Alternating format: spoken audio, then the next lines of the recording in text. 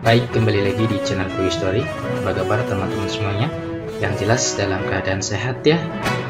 Mari kita simak informasi sebagai berikut. P3K 2023, pentolan honorer K2 membedah surat Menpan RB, ada yang bikin khawatir.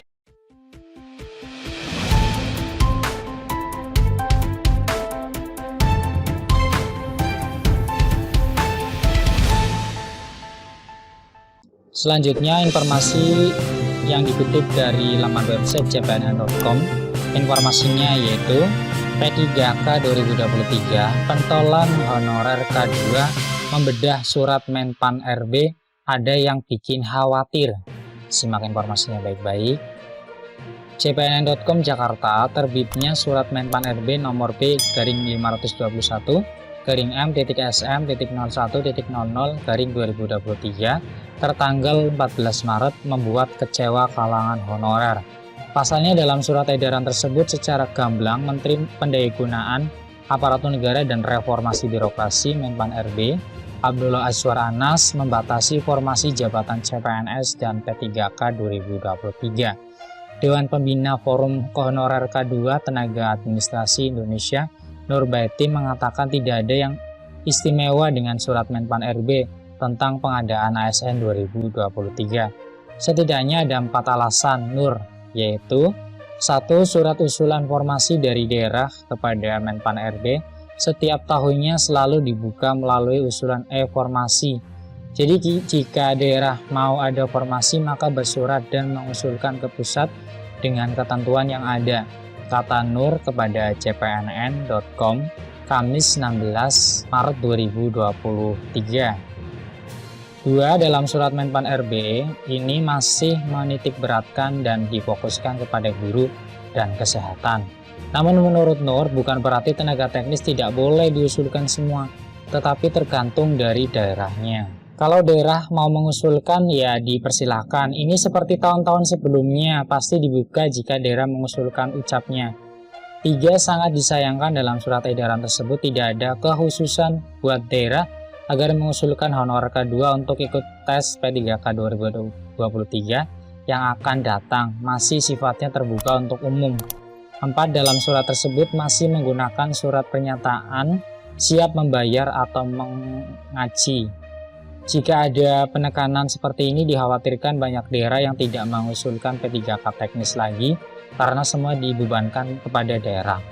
Masih begitu, Nurbaiti berharap jangan karena ini isi surat Menpan RB, PKD di seluruh Indonesia tidak mengusulkan formasi P3K 2023 secara merata.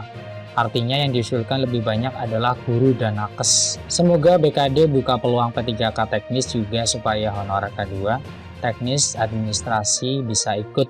Tentunya dengan memberikan afirmasi sama seperti yang diterima guru honorer dan nakes, tegasnya.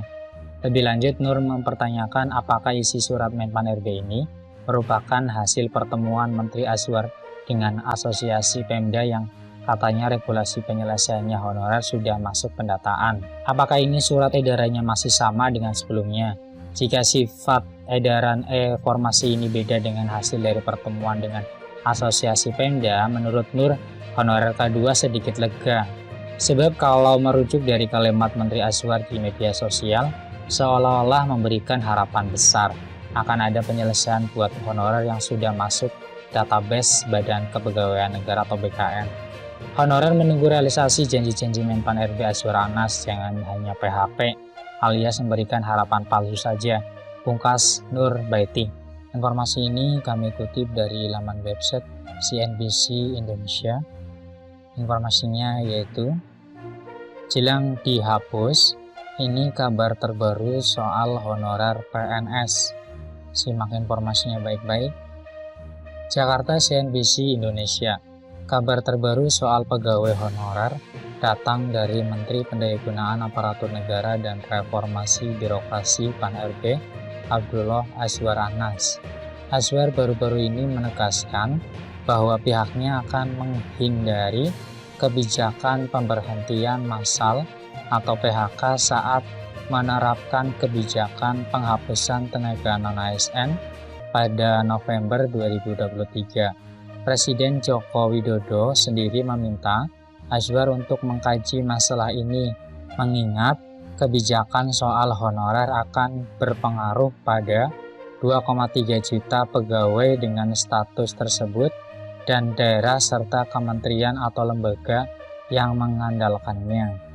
Bukan diberhentikan, tidak ada rencana diberhentikan, ungkapnya di Istana Kepresidenan Jakarta seperti dikutip Jumat 17 Maret 2023. Meski tidak diberhentikan, dia mengaku tengah meramu opsi konkret untuk menangani tenaga non-ASN yang ada di lingkungan pemerintah pusat maupun pemerintah daerah.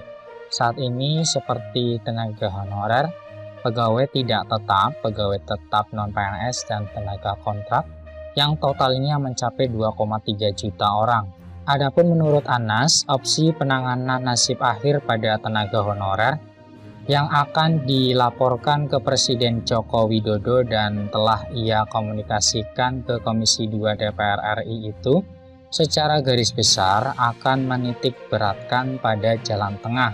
Artinya minim menggunakan anggaran dan menghindari PHK dan tidak akan tambah beban daerah. Ini yang kami sedang cari solusinya. Jadi yang penting kita hindari PHK, membebankan anggaran, tidak ada lagi istilah non-ASN, ujar Anas. Pada kesempatan terpisah, Anas menuturkan tenaga pendidikan dan kesehatan yang masih berstatus honorer menjadi prioritas penanganan oleh pemerintah periode 2022-2023.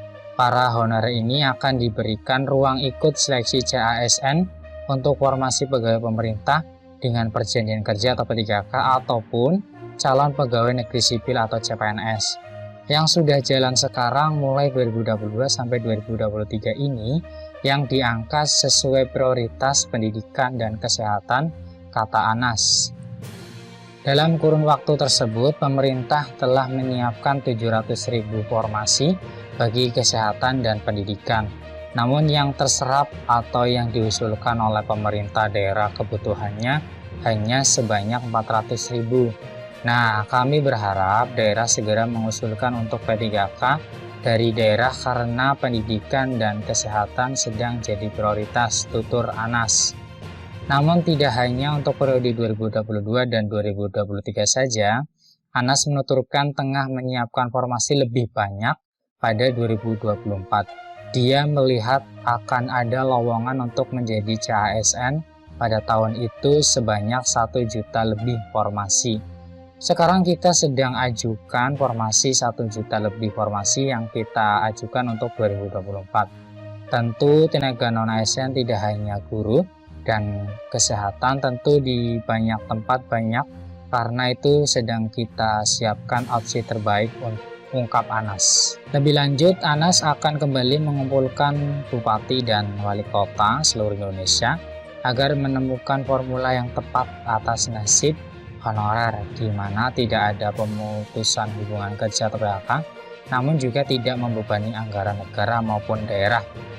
Ini sedang kita selesaikan sedikit lagi lah, imbuhnya. Hal ini mengingat pada beberapa daerah peran honorer sangat penting dan strategis. Demikian informasi yang bisa kami share, semoga bermanfaat, tetap semangat dan optimis, selalu berpikir positif. Terima kasih atas perhatiannya, see you next time. Assalamualaikum warahmatullahi wabarakatuh.